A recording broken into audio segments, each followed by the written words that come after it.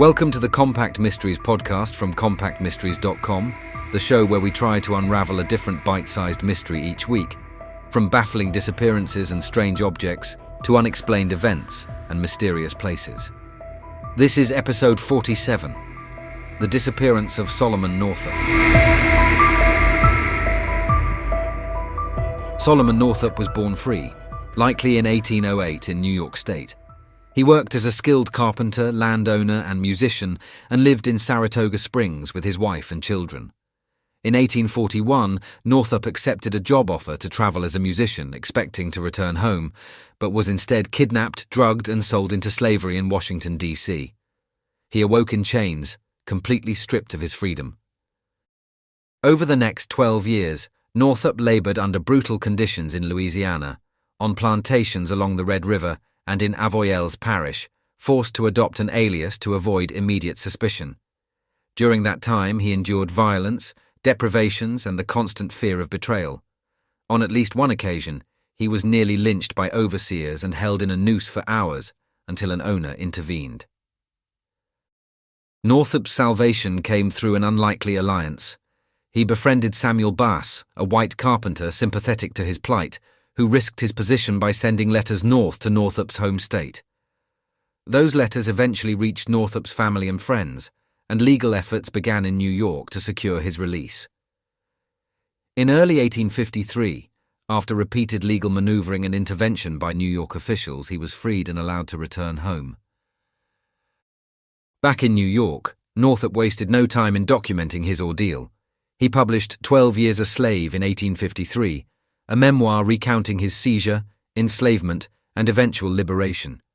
He also toured as an abolitionist lecturer, giving speeches about the horrors of slavery and advocating for its abolition.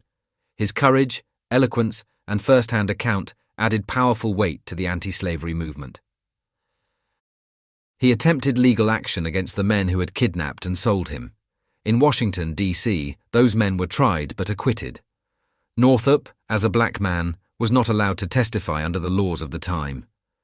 Later, in New York, further litigation was stalled by jurisdictional barriers and procedural delays. By 1857, the case was dropped. After that, Northup's public presence began to fade. What happened to Solomon Northup after 1857 is a profound mystery. Historical records lose sight of him after that date. He apparently left his family's care and ceased engaging in public abolitionist work.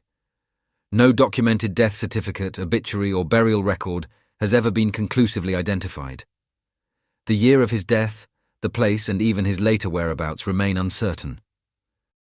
Some late reports suggest he may have still been alive in 1863, though such claims rest on scant evidence or hearsay. Other commentators have speculated that he could have fallen victim to kidnapping once more, or possibly died in obscurity under a new identity.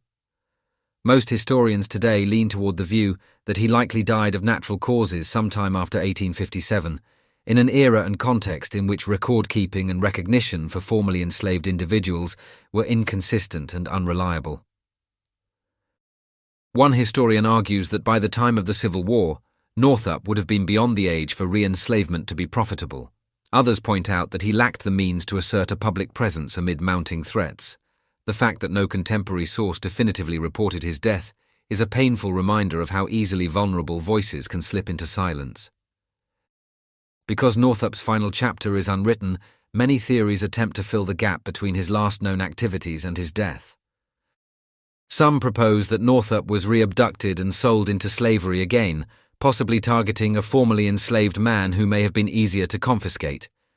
But this is considered less likely. By the Civil War era, slavery was under growing attack, and Northup's age and notoriety would make him a less valuable asset. There is no credible documentation supporting this scenario.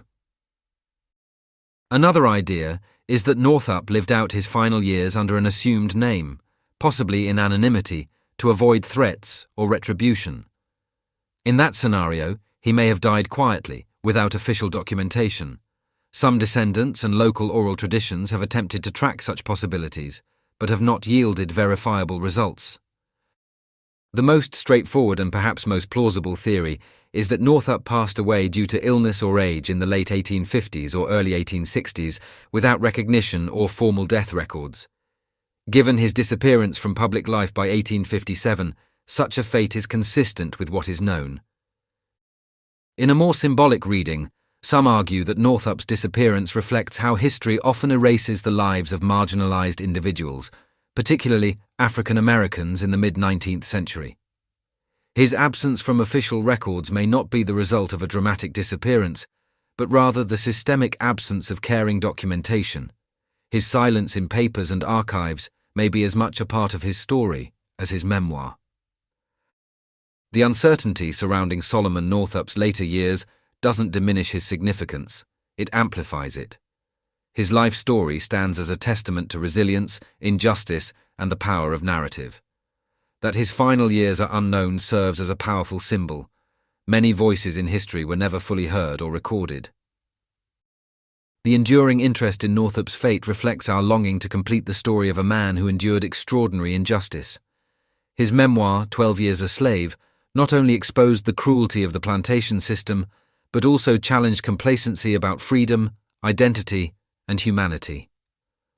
For descendants, historians, and readers, knowing how he died would bring closure, but perhaps the lack of closure is itself a vital part of how we remember him.